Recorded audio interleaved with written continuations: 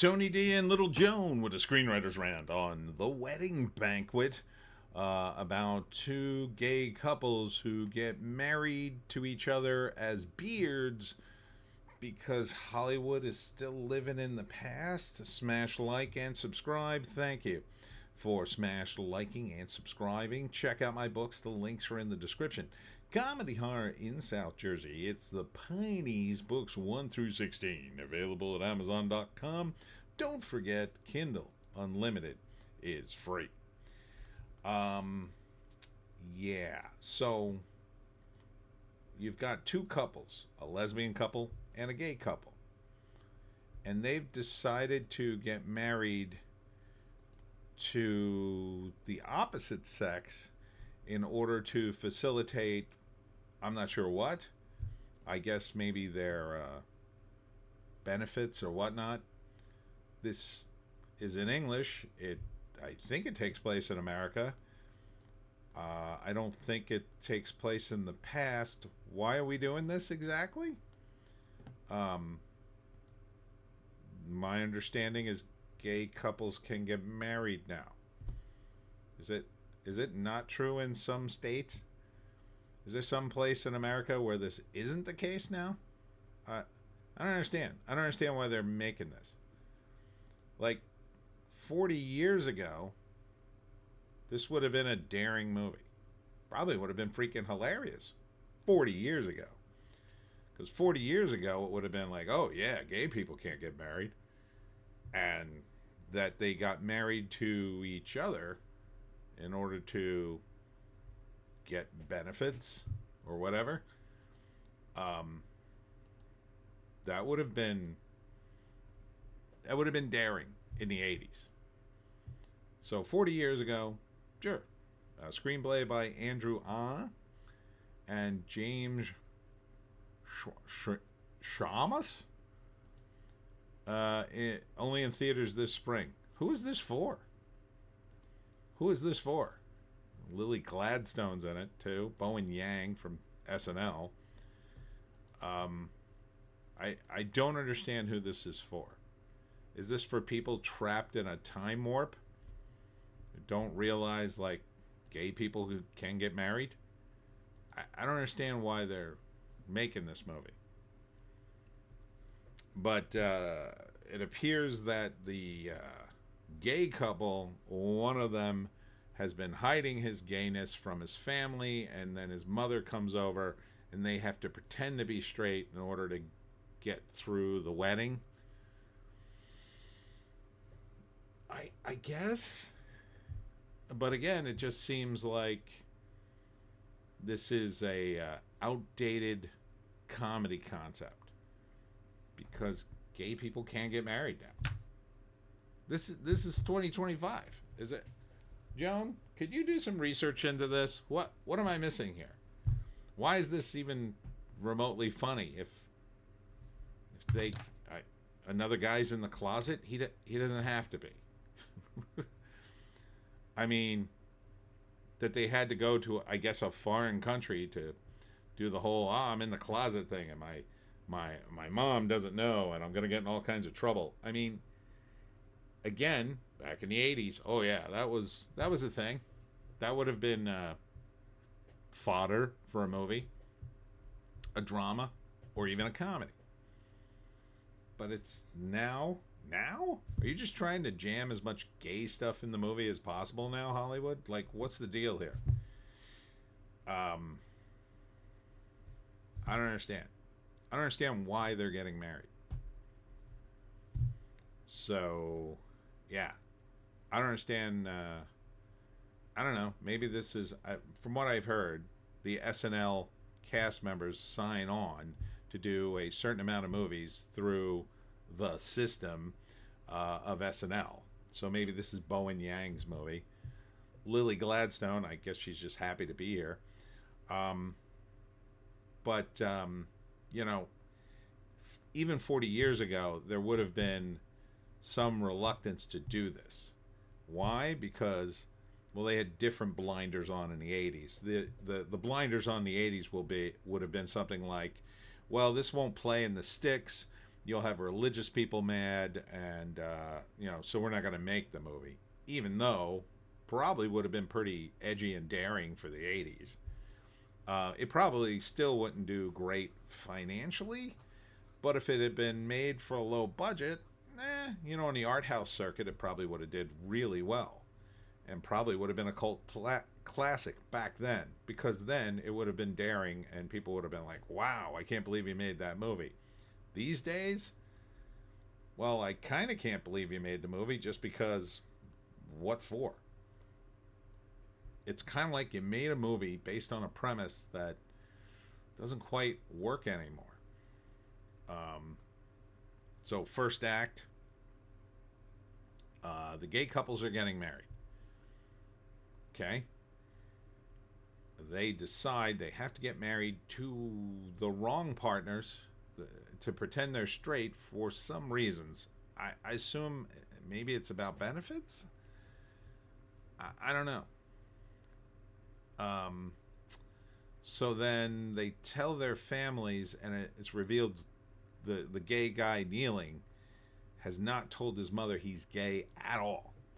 And she lives across the pond, and now she's coming, and now they have to pretend to be straight.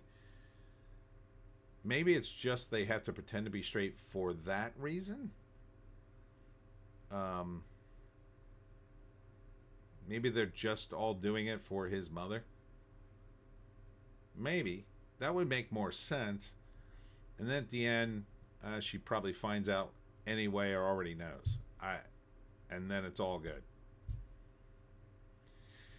And then the joke in the trailer is they have to de-queer the house for the mother coming over.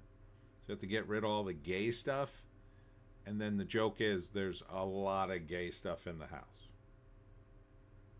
And that's about the only joke in this. So I guess it's that for 90 minutes, and gay people pretending to be straight and being uncomfortable. Oh, okay. I guess that's a thing you might sell to a gay audience who had to do that at some point. It feels like a very dated concept to me.